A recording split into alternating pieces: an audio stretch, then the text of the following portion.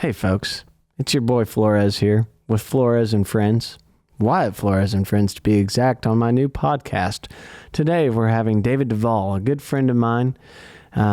He's also my banker as well, and a very good friend of mine, and he's also a singer-songwriter himself, and I've looked up to him for many years, and I'm very excited to have him on the show today, as we will be talking about his upbringing, some of the songs that we've wrote, some funny stories, and just overall a good time, just always seeing David DeVaul. So thank you, ladies and gentlemen, for joining us with the Wyatt Flores and Friends podcast. Well, my name's Wyatt Flores, and this is Wyatt Flores and Friends, or Wyatt Flores and David, or Wyatt Flores, Welcome to the Plains. Wyatt Flores, we talk about random shit. Anyway, we don't have a name. But today with us, we have David DeVaul, who is my banker, as well as my best friend, as well as my one of my favorite artists, as well as one of my favorite artists to write with. And also a secret lover. Besides, I'm just kidding. We'll let that out. We've never kissed. Stop it, you. Oh, man. So recently, your most recent single was Poor Decisions. Mm-hmm. Have you listened to it? Yes, I have. You did? Yeah, I listened to it on my iPhone when you sent it to me. You're one out of 158 streams. That's how bad this thing's going. It's burning. Dude, it was a poor decision to put out. It was not a poor decision. It was a timing. It was a little spot where you said, I'm going to write this song. And then you wrote the song, then you put it out. Yeah. Now you just got to promote.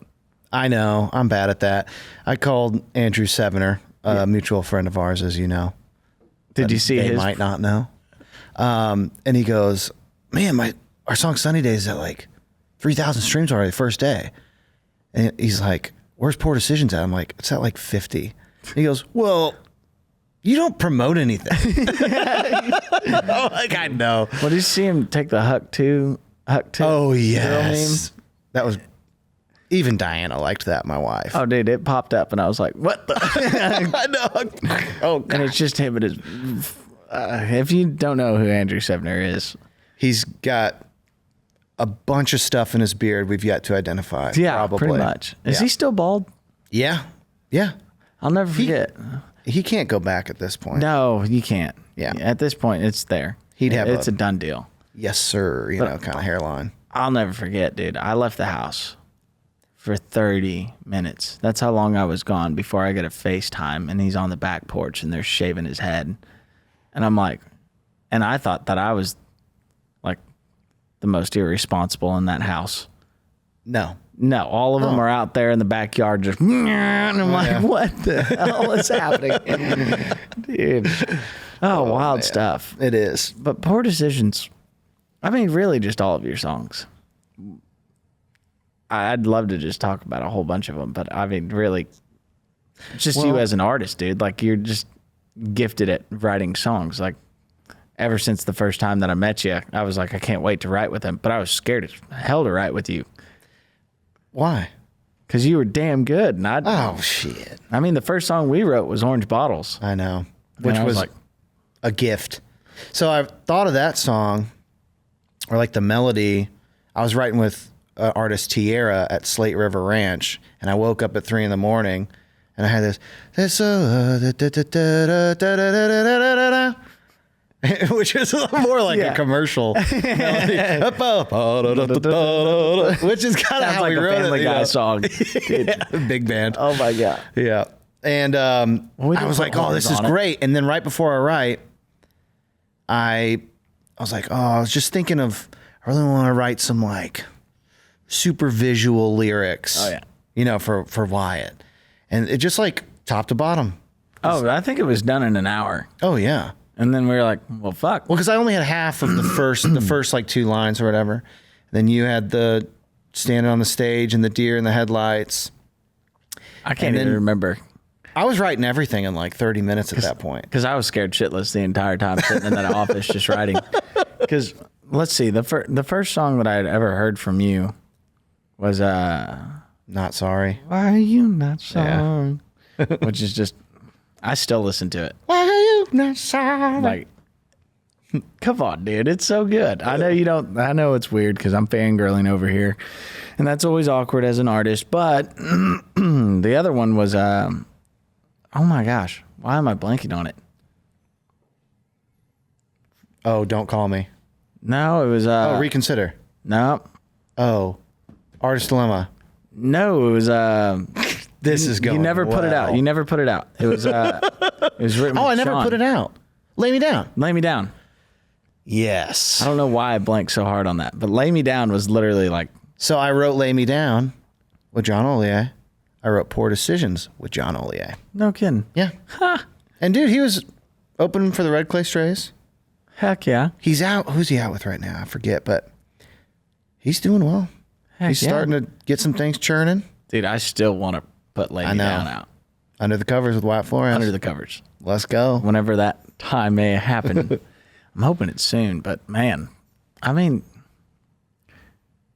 really though, like just all the songs that we've written and the ones that never caught light, you know, there's No Love in Boston, which I always I remember sitting down and writing that with you, and just the energy in the room was just different that day. I don't know what it is, and it's been that way with the hotel song too. Yep. But that's why I told the team, I was like, you know, I just want to be one-on-one with Wyatt, because I feel like, although No Love in Boston was one-on-one, but there was we had Astronaut, we had Andrew Sevner with us on Astronaut. That's true, we did. He was going through a hard time that day. You remember him sitting in the office? Well, because it was supposed to just be me and you. Yeah, and then he was over like, here bawling. Well, you know, girlfriend broke up with him. It's like, dude, there's a lot of fish in the sea, bro. No, just kidding. It's not like you've been dating this girl for like forever. 7 years. Yeah. She's planning on moving here. So what? Oh, man, I'm going to have a hit on my head when she sees that. I know, right? No. Shit. But really, it's just been an ongoing, I don't know. We've always written well together. Yeah. But like, I mean, the crazy story of writing Devil and Wildcat in the same day, and that was lickety split. I had to go bowling. Yeah, you had to go bowling. Yeah. This is like, you were just popping off. You weren't really like anybody yet. So I was like, I'm definitely going to go bowling. Yeah, tonight. well, I mean, come on, it's bowling. But then we ended up getting 2 songs anyways. And then they both ended up on the record. Yeah. Well, and Wildcat, I think you had the thing produced in like a week after we wrote it. It felt so fast. I think it was recorded in July. Who produced Wildcat? Ilya. Yeah. Ilya produced it. But sorry, I blanked there for a second too. Goodness. But no, you had come in with half the song already written, and I had came in with another song that I had written earlier. And I told myself, I was like, I'm going to be very careful with this song. And then you played me the chorus of Devil, and I was like, dude, these two got to go together. And then I was like, we'll get back to it. Yeah. Because I didn't think, I was like, putting 2 songs together like that, which the Beatles did a lot of. So I heard. I'm not an expert on the Beatles. I did take a tour in London. A Beatles tour. Close enough. That's close enough. Oh, wait, an actual Beatle? Oh, yay. Oh, my gosh. Oh, this is going to loosen me up. Oh, this is my first pod. I'm just kidding. I was like, what? I've been on one other pod before that never saw the light of day. Well, this one will. Oh, I was on a really bad podcast one time. Tell me your experience. I don't Don't want to give say names. bad podcast because now it was dark. We can bleep bad. I was like in a bad state of mind. Beep.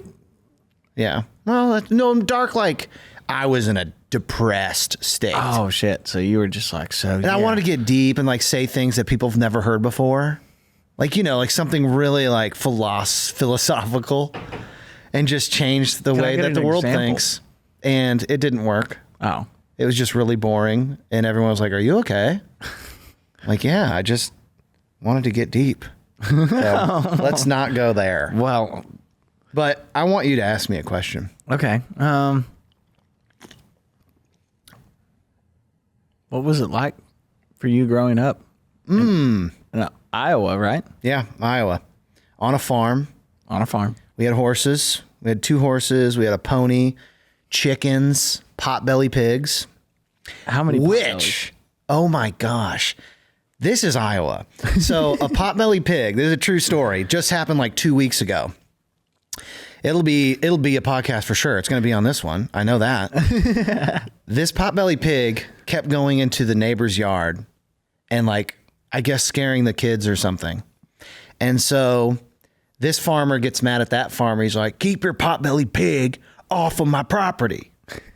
It gets so heated that the potbelly pig, I guess, went over there again.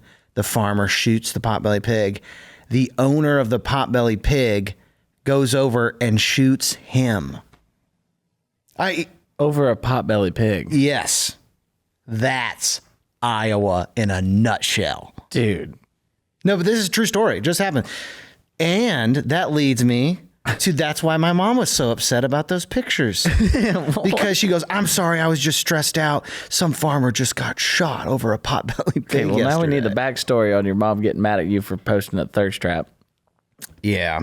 So I've been working out on Tonal, which is a really cool. Is that like a program? It's like a digital screen on your wall. It's got these pulley systems and it's called Digital Weight.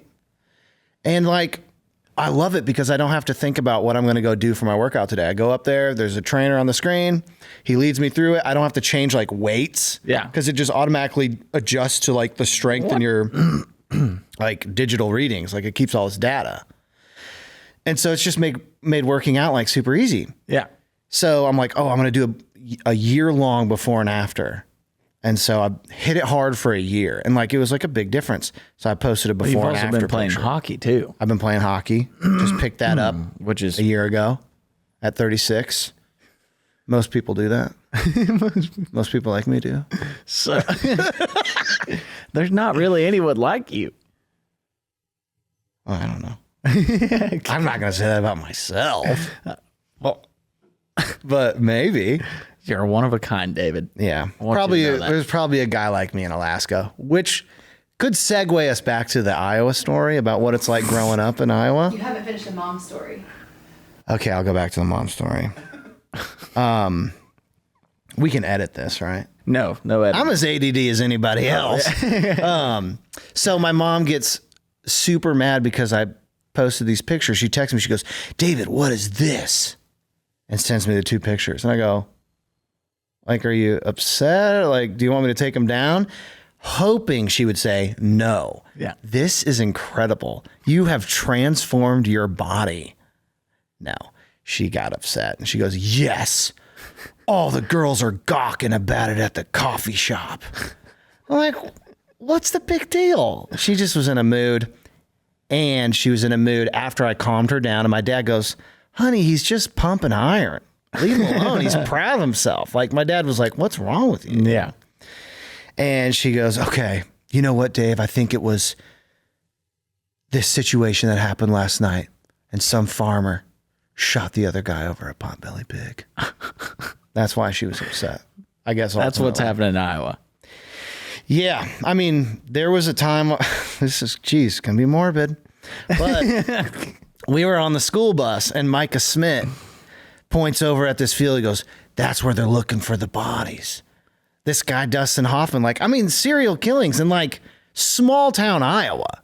And when I was growing up, the movie Scream came out. Yeah. And like, I was scared, like on the farm, you know, there's like, who's going to hear you scream out there? No one. It was terrifying.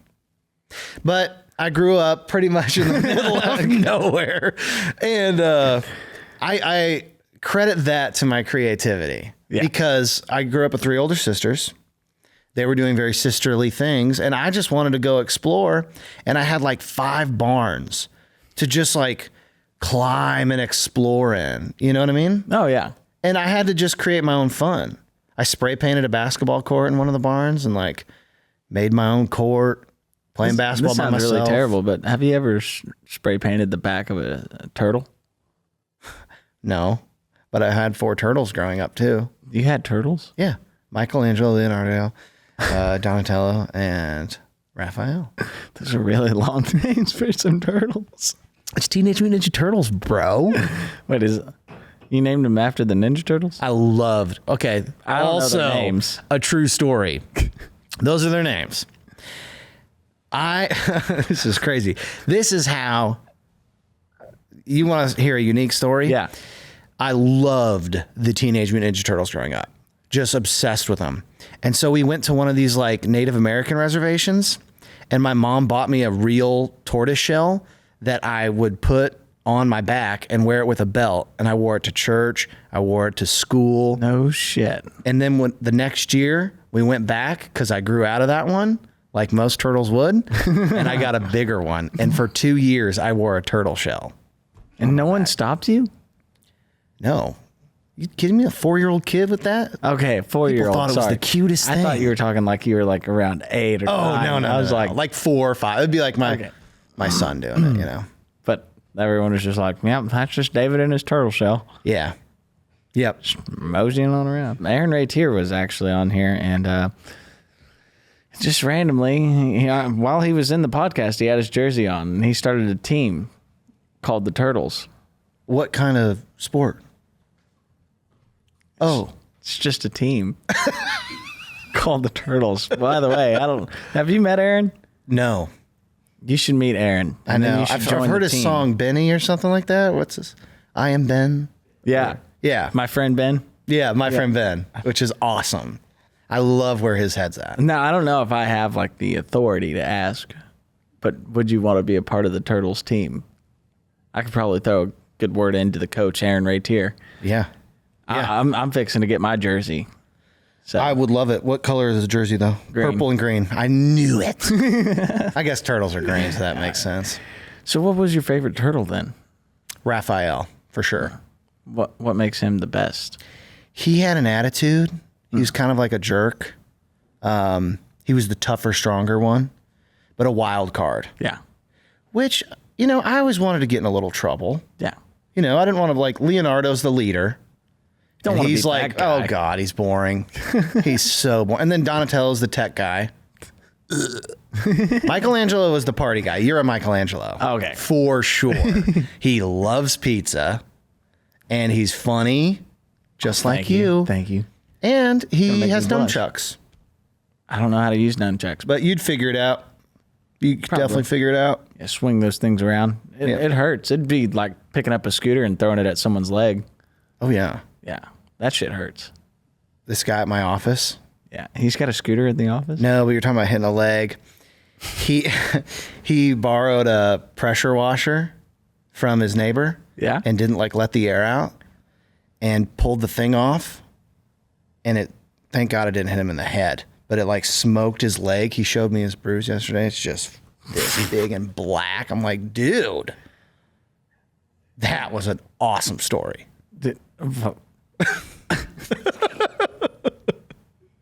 If you don't ask me questions, I'm gonna ramble. Okay. Can you? Last year around this time, we were talking about going camping. Can we tell the camping story? Would you be willing to tell the camping story? Yeah.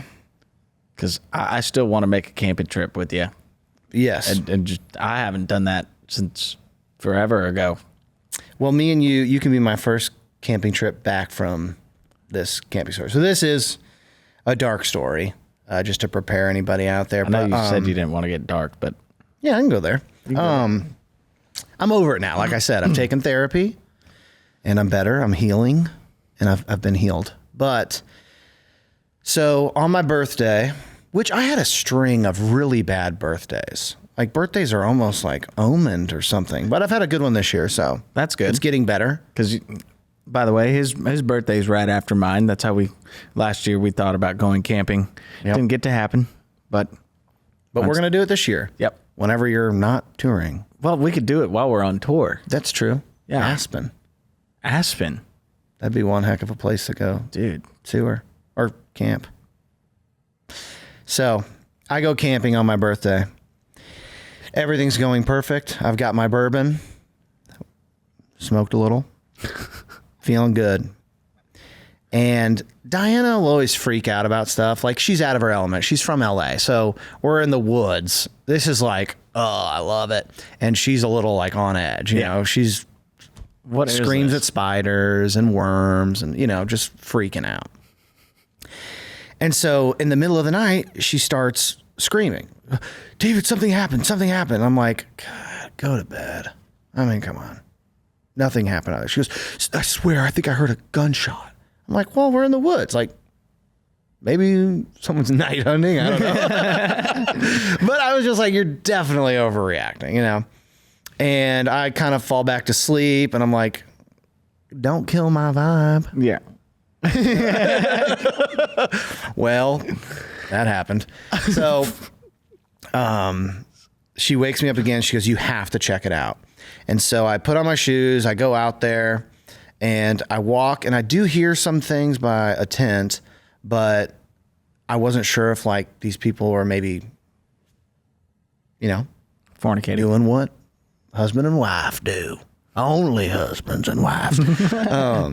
So I was like, oh, I don't feel comfortable going up to it. And so I started walking back. Well, then these two other campers come out of their tent and I'm like, did you guys hear something? And they go, yeah. And I'm like, okay, we'll go back over there with you. And what I thought was the side of the tent was the bottom of the tent, like flipped up. And then I saw the tree had fallen on the tent. And so I, like Superman strength, I don't even know where it came from. Just whoom, threw the thing off and unzip it. And then like the mom comes running out like hysterical.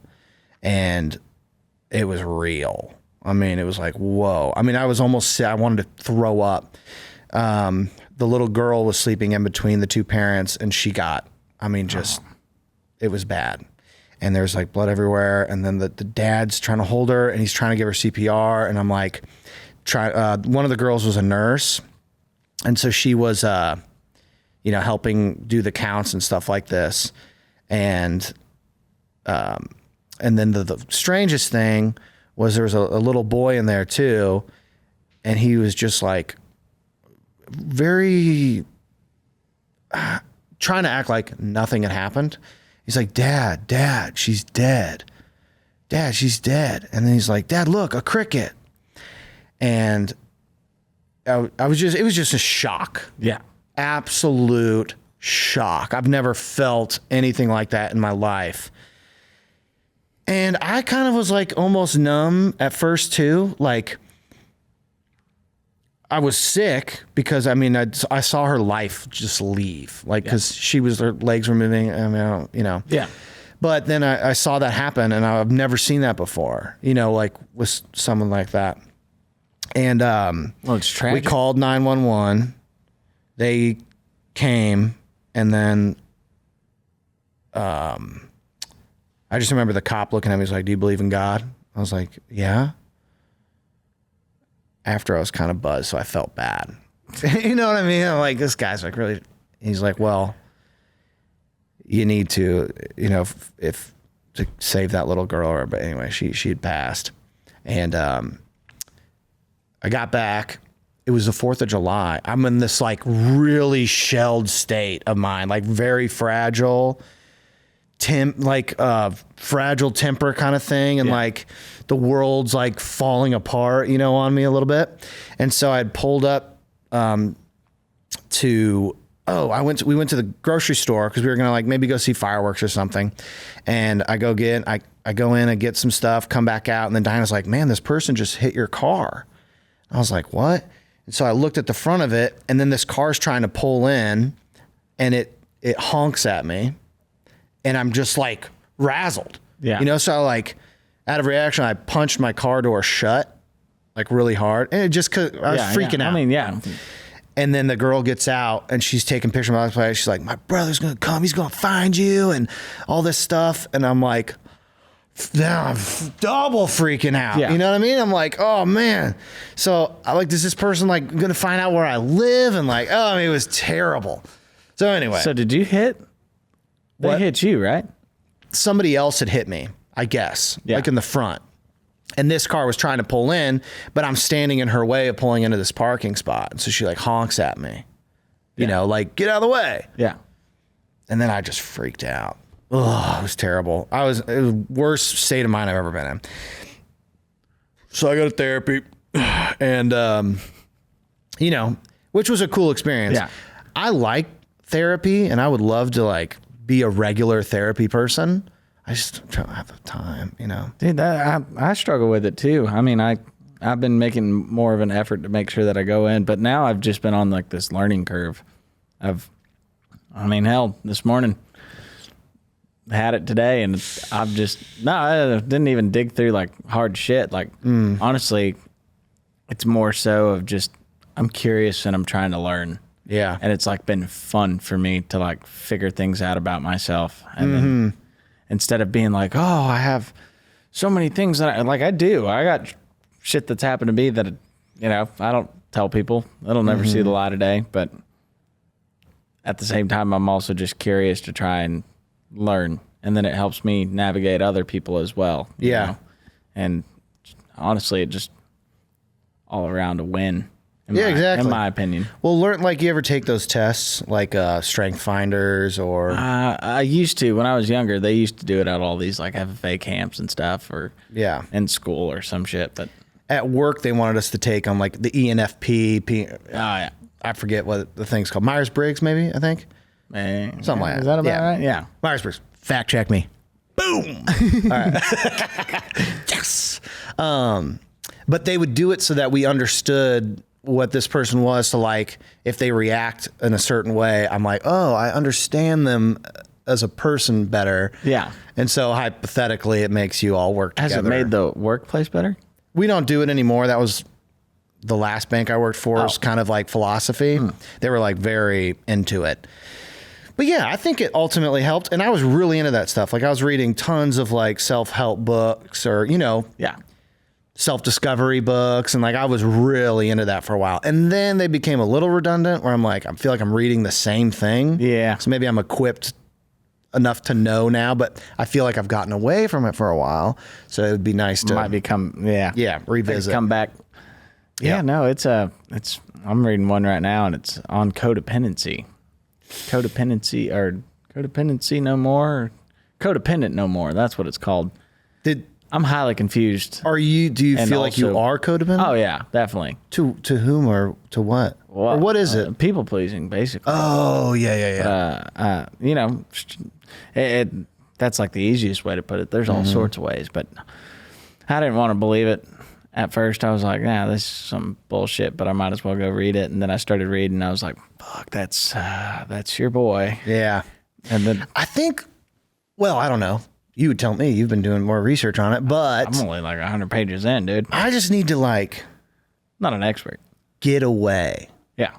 I'm never just like by myself, I used to go riding my bike all the time by myself and sit on like a hill and journal. Yeah. And I think that was like super helpful just to like know that I can be content by myself, needing no one. You know what I mean? Dude. But like I struggle with it. Then you get sucked into life. I mean, your job is to please people. I mean, you're out performing. You got to give them a show pony. Just kidding. Okay. I mean, they pay to see you. Yeah, you're their therapist. That's the hard part. That's like the weird. It's like, how can we be friends when you just paid me to see me? Yeah, it's a tough little dance. Ever think about that? Dude, it's weird. Yeah. I remember talking to someone that bought scammer tickets or like resell. Dude, we paid $700. And I was like, I wouldn't fucking pay that money. I literally looked him dead in the eye and I was like, why did you do that? Yeah. I'm not dying anytime soon as far as I know. Yeah. I'd like to not. I've got an OnlyFans that you can just pay $25 for. Come on. Yeah. Get you a deal right now. Exactly. I'll FaceTime you for an hour for that. Feet pics are going on sale, dude. Yeah.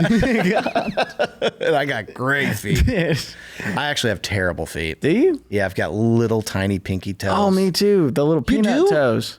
Yeah, Diana dude. hates them. Really? She's like, ugh. And then, of course, Waylon, he's a little weirder because he's got one little tiny toenail and then a regular one on the other side. Really? Mm-hmm. Well, he might be a little off balance, but I'm sure he'll get there. He's also left-handed. That's probably. So that's probably why he's off balance. Yeah. But the world rotates, one way, and we're all going with it, and he's going the other way. Oh, good Lord, dude. How old is Waylon now? He turns 4 in September. They're I know. literally like little weeds, dude. They just... Well, when you have a kid, it's like the years, you recognize how fast time's going. Like, oh my God, he's 4? Like, I feel like I just had him. You know what I mean?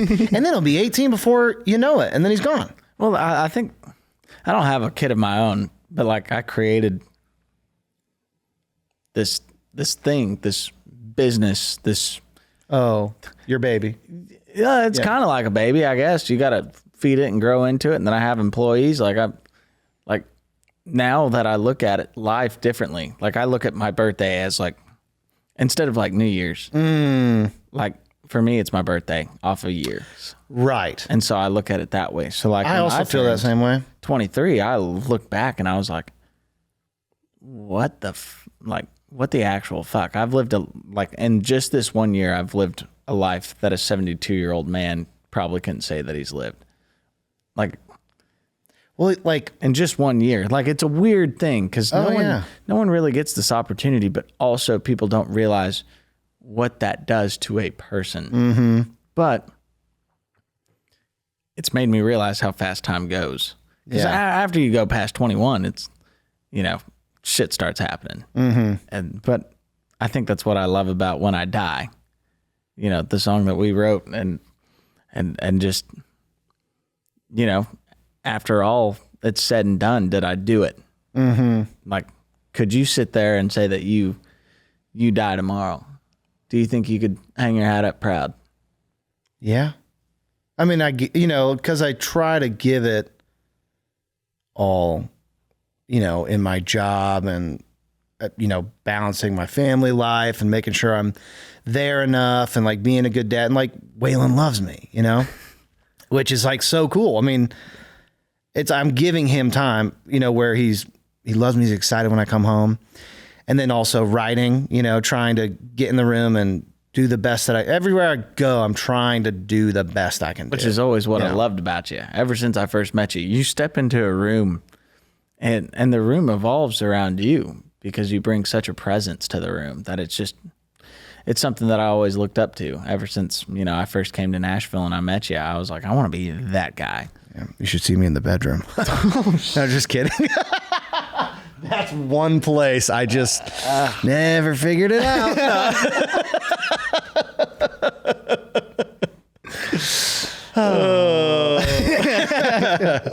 What is that Shane Gillis says? If you're good at sex, you're gay. Yes. Dude, who has the energy for it, man, God, I gotta go mow the lawn or some shit. Yeah, exactly. God. I gotta be active.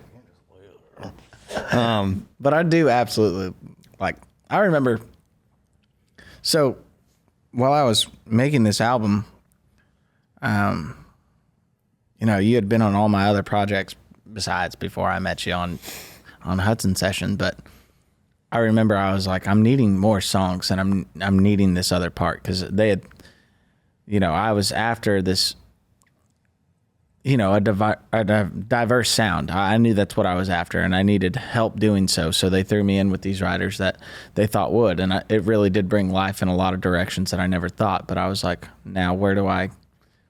Like, I always felt like I could write with you and be completely honest and vulnerable in the room, and I never felt like I had to. I don't know. I felt comfortable enough to be in that. And that's part of songwriting is being able to do so. And when we sat down and we went to Stillwater and you flew in, and which was awesome. I took you to the cabin and we sat there and put lawn chairs up and you were like, I got this right here, and I was like, that'll do, that one right there. Let's work on that. Yeah, we probably played through like 4 before that one. Yeah, we did. Yeah, we went through a whole bunch. But as soon as I heard that, you were like, I got this song title, When I Die. And I was like, that's the shit, dude. Yeah. And I want to hear what it means to you. And like, well, man, it was It's so emo when I say it out loud because no one fucking thinks like me. But everything in my life is on time. Am I doing the things that I need to do? Am I accomplishing the goals that I have? Because I know at the end of the day, God, when I was first born, this is what my dad would always say when I was a kid. He'd be like, God's got a tape measure. Dad's a mechanic and a welder. So his God. So his God's the same. He's like, God's got a tape measure, and he just throws that thing out there when you're first born, and he goes, on this day, that's how much time he gets. On this day. That was the best that he could explain it to me. Like everyone's got a different everyone's got a measure. different and he goes, and we don't know, because if we did know, we'd spend the rest of our time on this earth worrying about that day that's coming. And in a way, I kind of do, but I enjoy it because I'm like, I know it's coming. So it's like, I got to go fucking live. And that's what sparked it all. And I realized that with this album, I wanted to come back to that idea. And I already had some songs that were going to make it on there, but I really wanted something in case I was to go young. You know, you got If I Die Young by, what is it? The song Three that came to my Siblings. head is... Ban Perry. Oh, is what you were thinking of. Oh. But like it was more like that. And it was like, well, if I do die, like I always talked about having a will already. And just it's weird shit like that. But at the same time I watched life get taken away same way you did on that camping trip. It can it's easily taken away from you. And it's truly a gift. So I wanted to have something for the folks if I ever, left too soon, or even if I do grow old and God punishes me to live 104 years old, say he does. Anyway, like, why can't I? I'm 104. But yeah, then I'd at least have a song, at a funeral. Yeah, people would be like, exactly. Oh, he gave us like this little deal right here, and yeah, and I've always wanted to have a better light on funerals of a celebration. I always enjoyed, the Spanish side of things. They look at death a whole lot differently than we do here in America, and I like that version a lot better. Coco taught me a lot, dude. But my wife's Hispanic.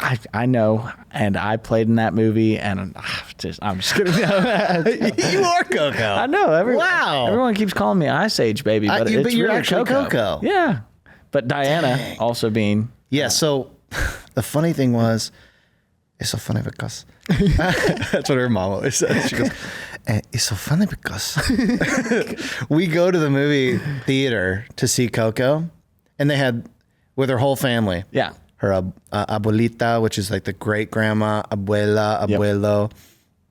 And I look over in the row, I'm like, this is the entire cast of Coco.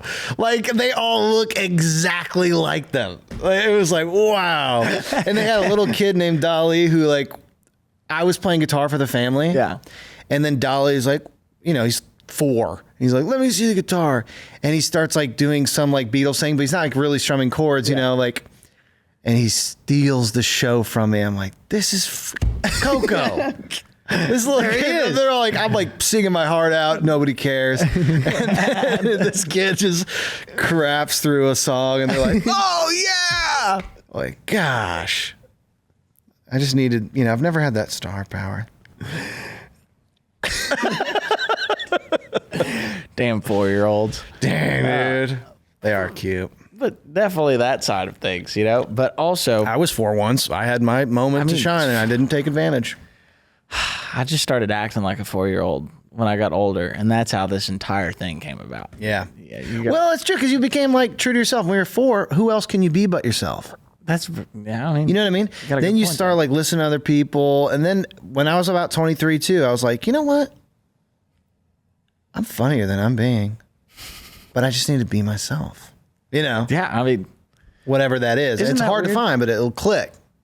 It's just been clicking for me because of all the shit that I've been doing on reading. And it's like, oh yeah, there's a world in which I can just walk out into and just 110% be me. Mm-hmm. Yeah. And why not? It's your life, Most people love to say, oh, I'm just being me. But how many people can really lay their head down at night and be like, Was I me the entire day? Yeah. Or was I flipping a switch for other people? I mean, look what I'm wearing. This ain't me, man. Hat? This ain't me. Oh my gosh. Oh, but yeah, another funny story about when I die is that, the to-go box. Just because I later on found out through my sister after we had wrote it that at my my grandpa, his funeral, I guess at like the visitation, he walked up with my sister, the casket's open, and he just fucking grabs the casket and shakes it and he goes, "Oh, that's pretty fucking sturdy." I'm like, what the fuck? Who does that? Yeah. Jeez. Dude, like, just, I don't know. I guess He's that's like, his don't way. cry, don't cry, make a joke. And you're not supposed to laugh at funerals and shit. I Anyway, know, but dude, you have to, because I hate, dude, if I have to speak, like, if I have to speak, my dad dies, it's gonna just like kill me. I can't wait to ask you to speak at my funeral. If I die before you, I'm putting it in the will, and you're still around. Man, that ain't gonna ever happen. We both go out in a canoe accident on this one camping. Yeah, we both die.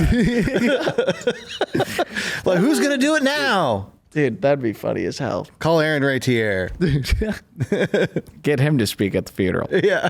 Dude, oh my God. He goes, I don't even know David at all, really. But I hear he's a great guy. I wouldn't even know. We should have maybe his relative speak or something. Someone who knows the guy. Let's keep going on when I die. Okay. What does it mean for you when I die? Thank you for asking. Well, when I was thinking about it, I had a couple lines that were like kind of, funny. The body falling out of the casket, and like, because I just watched this Instagram video of a body falling out of the casket. Yeah. And the whole family erupts, and I was like, it's kind of funny. Like, you can't help but laugh. Yeah. Oh, that's right. I think it was. And we don't have to think about it because I know what movie it is. Yeah. Now I'm thinking about it. Okay. But I was like, oh, that isn't me at the end of the day. That body isn't like me. Like, I'm out here. So if I was out, like my spirit lifted, looking down at it and seeing people so sad, it's like, guys, come on. Like, that's not me anyway. Do whatever you want with it. Yeah. I'm out here and like wherever now, in the spiritual realm. And just to kind of lighten the mood of death, because it's just the inevitable thing that we'll all face.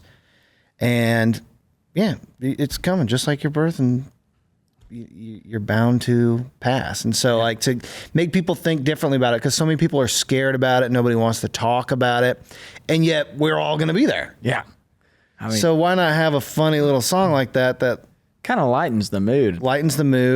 And it kind of makes you think, like, if I know that I'm going to, then why don't I live while I have the chance, And I love that, because honestly, it's the weirdest love song.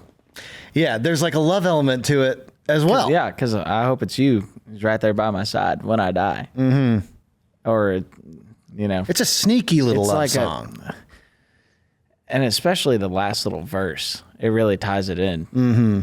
To be like, well, I'm the one that paid the price, y'all ain't actually losing nothing. Y'all still have your time. I get to sit here in the afterlife and watch you live on. Mm-hmm. Like, I don't know. It's a weird, interesting flip on things. And I always loved it. Like, just absolutely love where we took it. But yeah, no, it's easily like top 3, one of my favorites on the album. Yeah, it sounds sick. Dude, it was like are you gonna keep the count in? Oh yeah. Yes. It has 1, 2, 3, 4. Oh man, it hits freaking hard. It just cracked me up in the studio though, because we were all just joking around, and they're like 1, 2, just goofy as shit. We should go get ice cream after this. Yeah. Are you leaving that on there? I don't know if I probably wouldn't. Yeah, I was can. very proud though. I was like, dude, we should get ice cream Heck of a session right now. Yeah. But sad part is we never did get ice cream. But on to only thing missing is you. Nope, sorry. I'm like, was I there? I don't remember writing that one. No, we have right there with you. Right here with you. Sorry, be right here with you. Honestly, it was so much fun. It was really literally fun. So much fun having you in my hometown. Getting like as much as we did writing, I literally just tried to hang out with you. Yeah, like you were a hell of a hand, by the way. Nick just won't quit talking about you. Nick is my best friend from back home, and my manager's now giving me a look because him and Nick were pretty good friends until Nick met David and found out that David could work cows, and he's been giving William shit about it ever since. Can William work cows? Well, here's the funny part. He was supposed to work cows, and we scheduled a date. And he booked a flight out of town. He wasn't there. He wasn't in the right town. He didn't grow up in Iowa. I was like, cows. Dude, you were doing great. I think you were doing the wormer, weren't you? Yeah. Yeah. Wormer. I did. You were spraying them for ticks? Yep. I think spraying you did them for well. ticks. And then locking them in the, the thing. Locking them in the chute. The first one was a nightmare. So we get all these cows into the fence, What do they call that thing? The runner? Yeah. The chute. The chute. But and the first cow's being like a bully. He's not going in. And remember, it was like, is this how it's going to be this whole freaking time? Honestly, it was a bad situation because you twist the tail to get him to go. But at this point, the way we were pulling on the tail, I was like, wow, we got to stop before we... It wasn't going. We were... shocking him. Try to get the hot shot. I come back. It's in there. Everything was fine. And then after that one, they all went in. Yeah. We got real good at it. But I wanted to ride a horse. You gotta get a horse. Okay, I'll work on getting a horse. We used to have lawn ornaments. They were just old horses that you could just hop on if you wanted to, but they weren't really doing anything. Yeah. My parents were like, we really want some horses. Do they? Well, they got them, never rode them, because they're, my parents are getting older these days, and just never got around to it. But Gabby, our lawn ornament, actually just recently died, sadly. Was she there when I was there? No. Okay. She's been gone for like a year, but she ended up passing away on another family that we gave to them. But I thought it was funny as all get out from working cows, and then we knew you had to be at the airport, and we still ended up writing another song. Oh yeah. That didn't make it, sadly, but we wrote it in the truck on the way home. That's right. We were hauling the trailer back and everything, and we just started spitting. And then there it was, and I thought it was great. And then we played through all four songs that we wrote. And then we sat back and was like... And I was like, oh, shit, I gotta go. Dude, I had to go like 100. Dude, it was...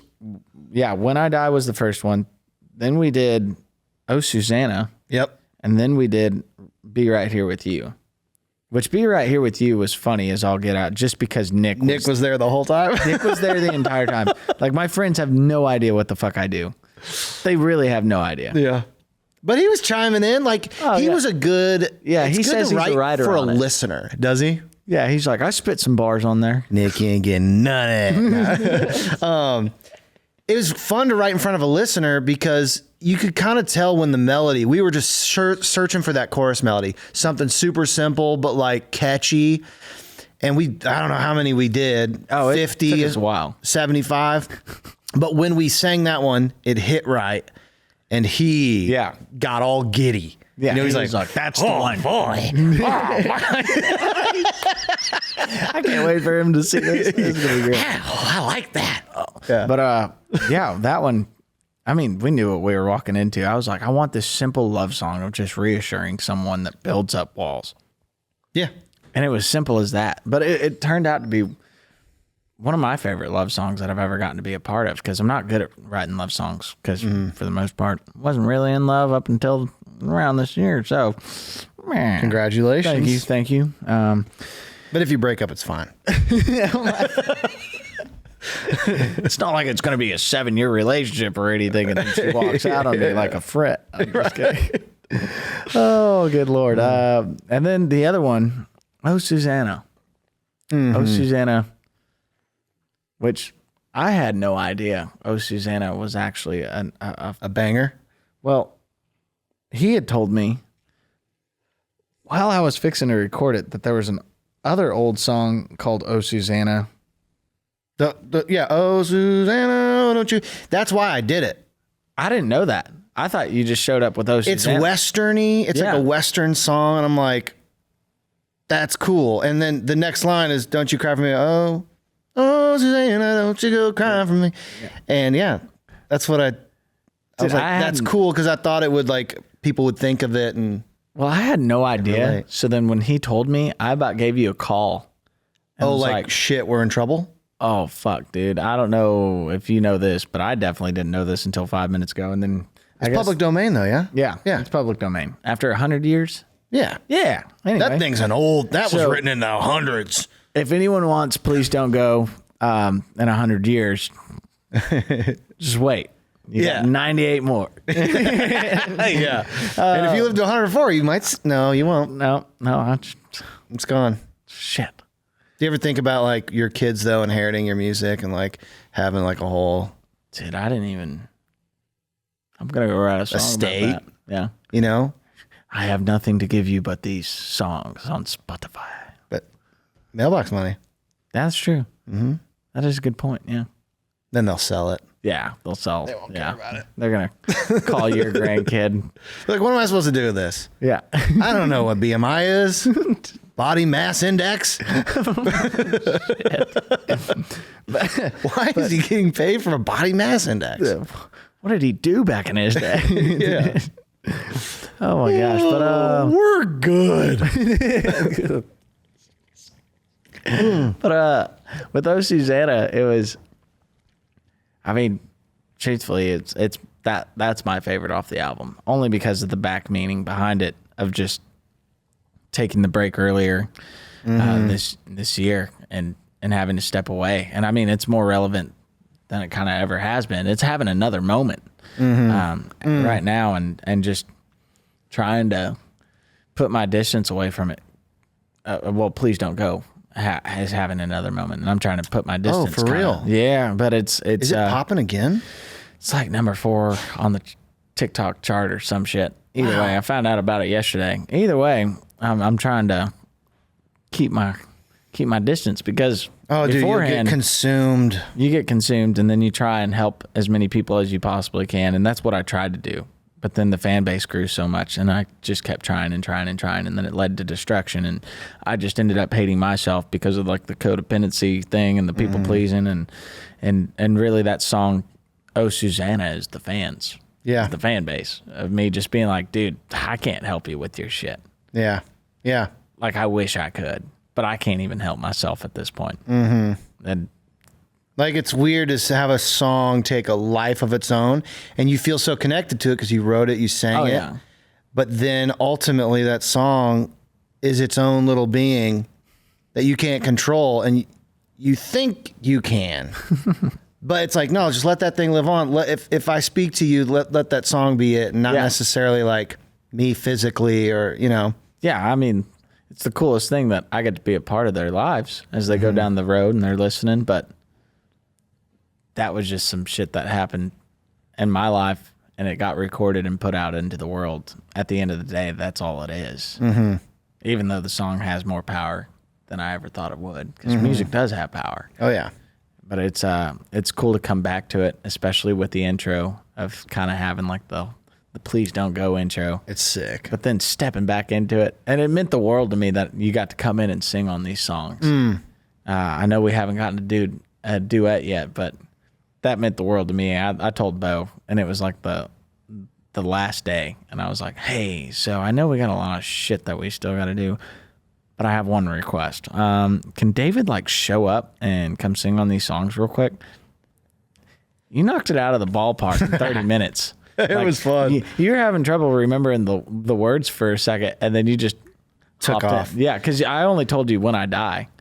Yeah. Well, I thought that was all I was doing. And then he's like, can you do this one too? I'm like, well, yeah. And I hadn't heard, I'd heard Oh, Susannah, and I'd heard When I Die, but not Be Right Here With You. Yeah. So that one was trickier, but we knocked it out. And I was just doing it for the bros, like, yeah, I'll do that. I'll be danged if the label didn't hit me up and get some information. Oh, yeah? Write me a little check. Hell yeah. By golly, I already spent that on a Yeti cooler. Dude, I just bought a Yeti water jug because there was nothing else for me to buy from Yeti. I love Yeti. I already got the chair. They're making chairs. They make a fold-out chair that's sick. It's really comfortable. We'll get back to music. But it's like a water. It's got the little spout, Yeah. like the Gatorade things. Yeah, it's a Yeti version of that. That's what when I sang on your record. That's what I got. No shit. Well, I'm glad that we could do that for you. And I'm a banker. I should be much better with money. You help other people with their money. Yeah. On this side of the fence, I just implode on my own. Yeah.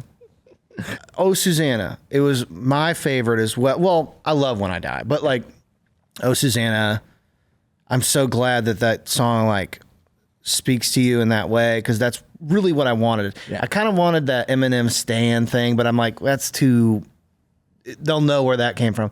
But something to talk to those people, just be like, hey, I can't be there, be your fixer of all problems. Yeah. That's putting way too much weight on me.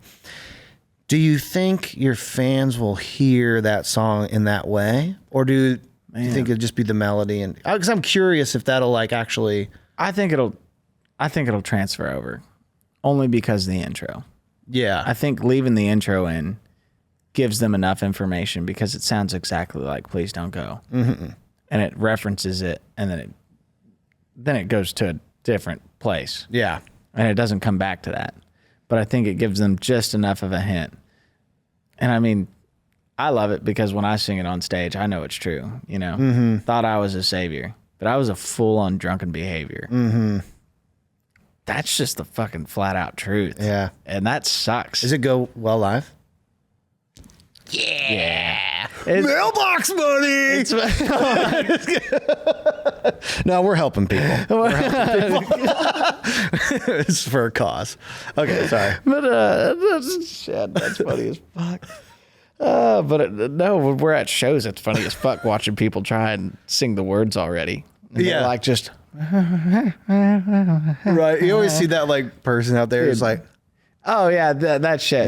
They're just making out in the air, and then I just look at them and I stare them down while I sing it, and I'm like, you don't know this. You have no idea what I'm saying. You're not even listening. You're making up your own words right now.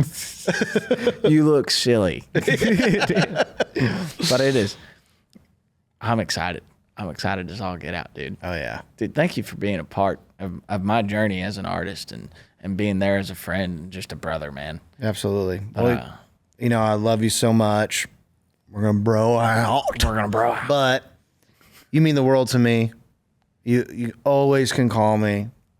I'm always here for you. And I just thank you for letting me be a part of it. I mean, I'm the guy sitting over here. You're the guy out there making it all happen. And just to be a part of it's so cool. So it means the world to me. It's given me, I've been writing for 14 years. And it's like people now can be like, oh, he's got Wyatt Flores, which is like, for whatever reason, you need that validation in Nashville, a people pleaser. But it does. It's helped my career. And so you've helped my career. And this is what I moved here to do. And so thank you for letting me just get honest with you. And I don't get to write songs like that all the time. But with you, I get to. And it's my favorite way of writing. And it means the world to me, man. Thank you, brother. Yeah. Man, what a better way to end out that, man. I'm fucking blushing over here. Anyway, they're all texting. We're just yeah, these guys. Anyway, now seriously, folks, that are watching, this is literally one of the greatest people that I've ever met when I came here to Nashville, and I'm excited to be able to do this and have this podcast and bring you out here and thank y'all for watching. I hope that some of this answers the questions, and hope y'all appreciate what the bullshit we talk about on here. So we'll see you next time.